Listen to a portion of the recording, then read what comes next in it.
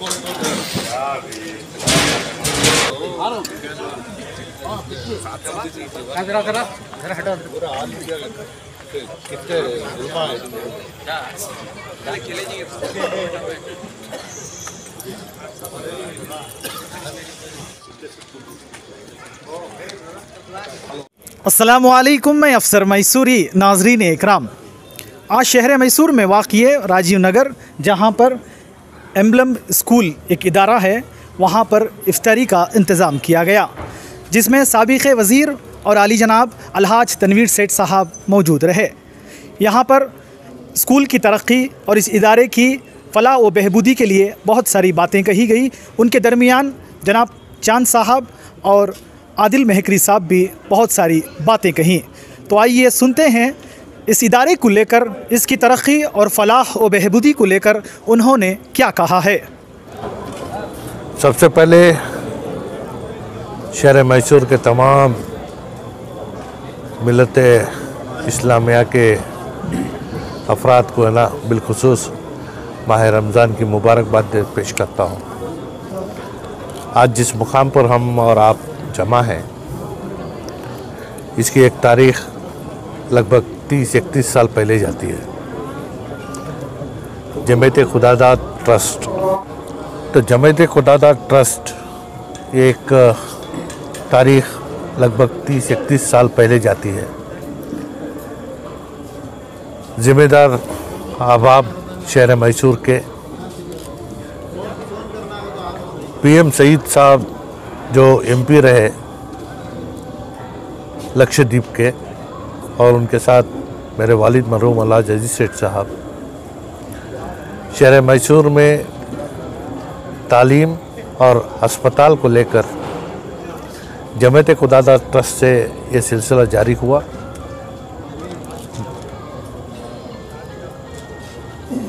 All India personal law board और उसके ज़िम्मेदार अहबाब शहर मैसूर तशरीफ़ लाए थे। तो जब जाकर है ना इसका इफ्तिताह हुआ, अबू सऊद साहब दामन बरकातहू हमारे दरमियान थे। बीबी आयशा हॉस्पिटल उसी वक्त इसका संग बुनियाद रखा गया था। तो वहाँ से लेकर ये सफ़र शुरू हुआ और ये एक तालीमी इदारा कायम करने की फ़िक्र भी रही।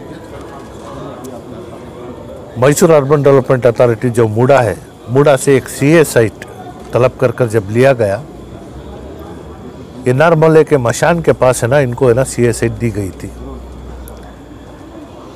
तालीमी इदारा कायम करने के लिए तामीरी काम शुरू करने का वक्त जब आया, तो लगातार वहाँ पे फसादात का माहौल रहा। तो वो दौर गुज़रा। तो 2002 में जब मैं MLA बना, तो इस जगह को है ना उसके अवज़ में दिलाया गया। लगभग 21,000 स्क्वायर फीट की एक जगह है, और यहाँ पे है ना तालीमी इदारा कायम करने की कोशिश गुज़िश्ता 13 साल से चल रही है। आज अल्हम्दुलिल्लाह एम्बलम स्कूल ये रजिस्टर हुआ है और कार्रवाई भी शुरू हुई है। और आज इस दौर में कमेटी के अहबाब के दरमियान उनके राय और उनके ख्वाहिशात भी हमारे सामने जाहिर किए थे कि आधी जगह स्कूल और आधी जगह में अस्पताल खोलना उनका एक मंसूबा भी रहा। तो जिस दौर से हम गुज़र रहे हैं और हुकूमत की जो रवैया हमारे साथ है, ख़ास तौर से बैको बच्चों के लिए एक अच्छा तालीमी इदारा कायम करने के लिए इसकी तामीरी काम जल्द से जल्द शुरू करने की हिदायत भी दी गई है। और इंशाल्लाह यहाँ पे एक पूरे तौर से PU कॉलेज बैको बच्चों के लिए शुरू करना यह हमारा मंसूबा है। और इसके लिए जमीयत खुदादाद के तमाम अहबाब अपनी मंजूरी भी दिए हैं। और अस्पताल बनाने के लिए मैं उनको वायदा किया हूँ कि इंशाल्लाह मूडा से और एक जगह कहीं मैं दिलाऊंगा, क्योंकि मिल्लत के लिए दोनों चीज़ें हैं ना आज ज़रूरी है। तो इस लिहाज से यहाँ पे जो 21-22 हज़ार स्क्वायर फीट की जगह है, इसमें अभी मौजूदा 7 कमरे हैं तो और 21 कमरे इसमें जोड़ने का काम इंशाल्लाह जल्द से जल्द शुरू होगा। और इसके साथ साथ पीयू कॉलेज के लिए जिन चीज़ों की ज़रूरत है इंशाल्लाह 2023 और 24 के साल जो तालीमी साल में है ना, शुरू करने के लिए पूरी कोशिश इंशाल्लाह अल्लाह की रज़ामंदी के साथ करने का काम शुरू हो रहा है।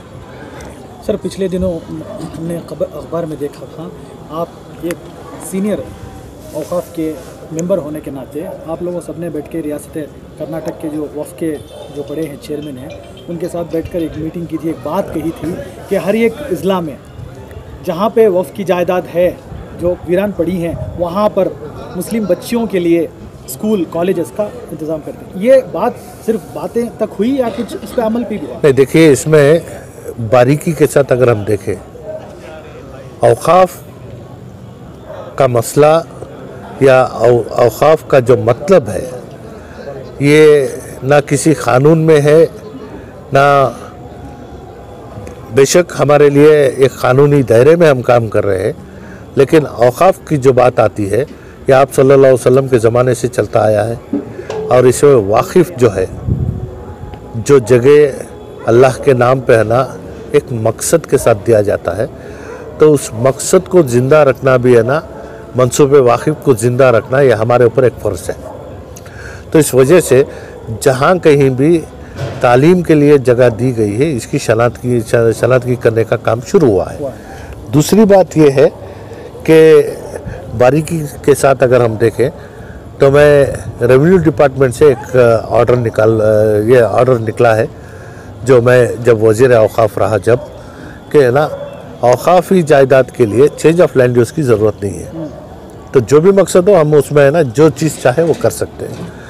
आप ये देखे होंगे कि है ना इससे पहले जो औक़ाफ़ी जगह जायदाद में है ना सिर्फ दुकानें या फिर है ना कमर्शियल कॉम्प्लेक्स बनने का जो शौक़ था, धीरे धीरे कम हो रहा है। तो इस वजह से हमने ये तय किया है कि हर ज़िले में एक पीयू कॉलेज, एक ITI, स्किल डेवलपमेंट के लिए एक जगह। हमारे में 4 डिवीज़न है, मैसूर डिवीज़न है, बेंगलुरु डिवीज़न है, तुम्हारा गुलबर्गा डिवीज़न है और बेलगाम डिवीज़न है। इन 4 डिवीज़न में 4 जगह, चाहे 2 इंजीनियरिंग कॉलेज, एक मेडिकल कॉलेज, एक नर्सिंग कॉलेज, इस तरीके से डेंटल कॉलेज, इस तरीके से ना इदारों को है ना क़ायम करने के लिए जगह जहाँ है, जायदाद जहाँ है, उसकी शनाख्ती करने का काम शुरू हुआ है। और एक्ट में बारीकी के साथ अगर हम जाएँ तो औक़ाफ़, रियासती औक़ाफ़ का जो बोर्ड है, हमारी ताकत सिर्फ इतनी है कि हम हिदायत दे सकते हैं कि तुम ये काम करो। पूरे तौर से करने का इख्तियार हमारे में नहीं है। हर इदारा जिसमें है ना सदर, सेक्रेटरी और वो अहबाब है, वो जहाँ पहरी करते हैं उनको है ना साथ देने का काम हम कर सकते हैं। मरकज़ी हुकूमत से भी है ना एक नया स्कीम आया है, प्राइम मिनिस्टर्स तुम्हारा है ना कौशल अभिवृद्धि। तो इसमें हमने बहुत सारे इदारों को है ना शनाख्त किए हैं। अब मौजूदा लगभग एक 19 करोड़ का काम रियासत कर्नाटक में चल रहा है। इस मौजूदा साल में, साल 2022-23 के साल में 100 करोड़ रुपए का काम करने का एक अंदाज़ा हमने रखा है। तो इसके लिए बजट में भी है ना हमारे तरफ से जो पैसा रखना है वो रखे हैं, और मरकज़ी हुकूमत का पैसा आने की उम्मीद रखते हैं। अगर वो आया तो औक़ाफ़ी जायदाद में है ना तालीमी इदारे क़ायम करना। मैं इतना ज़रूर कहूँगा, मुख्तलिफ़ मसाइल, मुख्तलिफ़ ज़राए से सुनी सुनाई बात को लेकर हमारे इदारों को कमज़ोर ना बनाएं। जी, हमारे इदारे अल्हम्दुलिल्लाह जहाँ तक मैं समझता हूँ बेहतर हालत में चल रहे हैं। और क़ियादत में आपको अगर कोई इख्तलाफ है तो क़ियादत करने वालों से आप इख्तलाफ करें, इदारों से क्यों इख्तलाफ करते हैं? इदारों से क्यों इख्तलाफ करते हैं? अगर आप इदारों से इख्तलाफ करते हैं तो ये कि आप कौम के दोस्त नहीं, दुश्मन हैं। और दूसरी बात ये, जो भी सवाल करना है मेरा नज़दीक सेहतमंद सवाल हो, बीमार घसीटा पसीटा सवाल ना करें। वे घसीटा पसीटा सवाल से जो है काम करने वालों की हिम्मत टूट जाती है। उन्हें लाख के खिलाफ में रहने, अपना जान माल लगाते रहने। जब तनकीद का पहलू आ जाता है, बेकार की तनकीद का, उससे हम सबको बचना है। और मैं गुजारिश करूँगा कि औक़ाफ़ की इमलाक क्या, औक़ाफ़ के बग़ैर भी हम इमलाक ख़रीद कर सकते हैं, बशर्ते के मिल्लत जो है करने वालों का साथ दें। रहा हिसाब किताब का मामला, हमारे जो इदारे चल रहे हैं सुबह के 10 से शाम के 6 बजे तक आकर हमारे इदारों का अकाउंट दे सकते हैं। ट्रांसपेरेंसी है। हाँ, देख सकते हैं, देख कर बात करो। खामोखा की गलतफहमियों में हमारे इदारे, हमारी दुश्मनी कर लो, कोई बात नहीं, मेरा कभी नहीं बिगड़ता।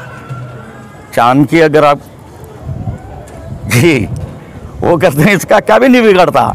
हमारा अजीज सेठ बोलते थे, अल्लाह ताला मग़फ़िरत करे, ये मैं नीचे बैठा तो भी अजीज सेठ नीचे, कुर्सी पर बैठा तो भी अजीज सेठ नीचे, जिसमें कोई भी बिगाड़ पैदा नहीं कर सकता।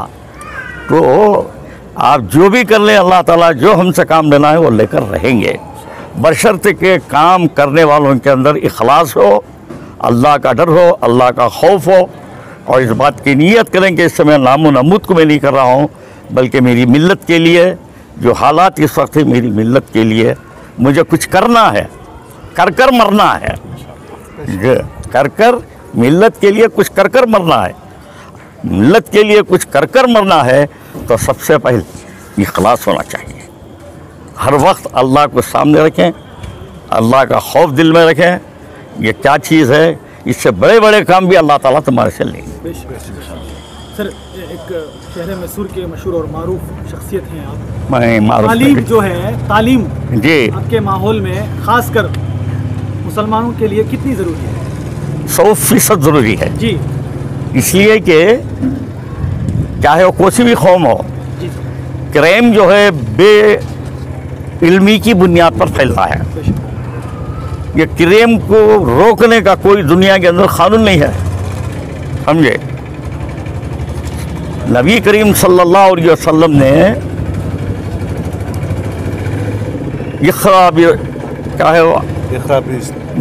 इक़रा भी इसमें अल्लाह ताला से मांग कर कुरान पाक के अंदर आया था, ए नबी पढ़ो पढ़ाओ।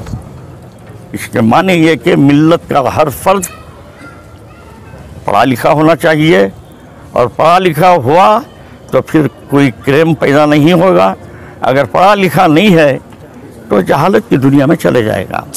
आज हमारे कितने नौजवान ऐसे हैं जो फुटपाथों पर, गलियों पर, होटलों पर बैठकर अपनी ज़िंदगी गुजार रहे हैं। इनकी सब इस्लाह कैसे होगी? इल्म के ज़रिए से ही होगी। इल्म को आप अहबाब सही मानों में करने वालों का साथ दें, खामोखा के तनकीद का निशाना बनाएं। इससे जो है करने वालों की हिम्मत टूट जाती है। इसके लिए अगर आप सिर्फ खामोशी इख्तियार कर लें तो मैं ये कहता हूँ आपसे अल्लाह ताला ने बहुत बड़ा काम लिया। आदिल साहब, इस इदारे को जो है और ज़्यादा तरक्की और इसकी फलाह बहबूदी के लिए आप क्या सोचे हैं और आप आगे क्या करना चाहें? देखिए, अल्हम्दुलिल्लाह ये इदारा जो है क़रीब 30-35 साल पहले से शुरू हुआ था, और बीबी आयशा मिली हॉस्पिटल जो है जमीयत खुदादाद चला रही थी। अल्हम्दुलिल्लाह बीच में जो 2 साल का जो गैप आ गया कोविड की वजह से, हम लोगों को एक ब्रेक हो गया था। अल्हम्दुलिल्लाह नवंबर से फिर से हम लोगों ने ये स्कूल को शुरू किया है अल्हम्दुलिल्लाह, और नेक्स्ट एकेडमिक ईयर के लिए पूरा प्रिपरेशंस चल रहे हैं अल्हम्दुलिल्लाह।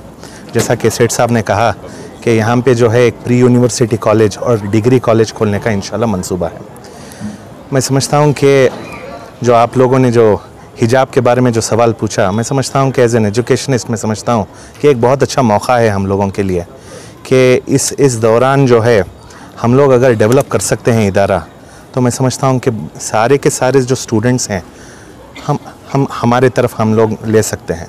70% एक सर्वे के हिसाब से 70% स्टूडेंट्स जो हैं गैर मुस्लिम इदारों में जाते हैं, और वहाँ पर कैसे कैसे मसले पेश आए हैं हम सब लोग देखे हैं। और मैं समझता हूँ ये यहाँ तक ख़त्म होने वाला नहीं है, ऐसे मसले आगे भी बहुत आएंगे। मेरे दादा हुजूर कहा करते थे आज से 5-10 साल पहले कि हमारी कौम ये बात नहीं समझ रही है कि तालीम ही वो एक जवाब है सारे मसलों के लिए। और मैं समझता हूँ कि ये एक एजुकेशन कैंपस बने और इंशाल्लाह मेरा विज़न ये है कि इस इदारे में चांद साहब की सदारत में मैं समझता हूँ कि हमारे बच्चे जो हैं दीनी और दुनियावी तालीम दोनों हासिल करें।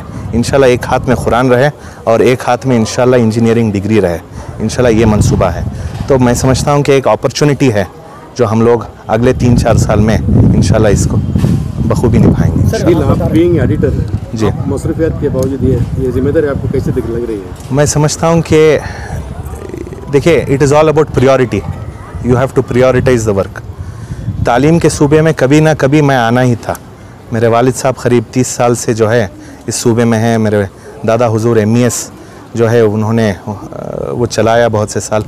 और मैं समझता हूँ कि ये एक ऑब्लिगेशन, मैं समझता हूँ कि एक ज़िम्मेदारी है, प्रायोरिटाइज़ करना है और ज़रूर करेंगे इंशाल्लाह। और जो है मैं समझता हूँ कि अगर इस वक्त में हम लोग आगे नहीं आते तो मैं समझता हूँ कि कौम के साथ नाइंसाफ़ी कर रहे हैं। इंशाल्लाह education is the only answer to all the problems and इंशाल्लाह we will work on it.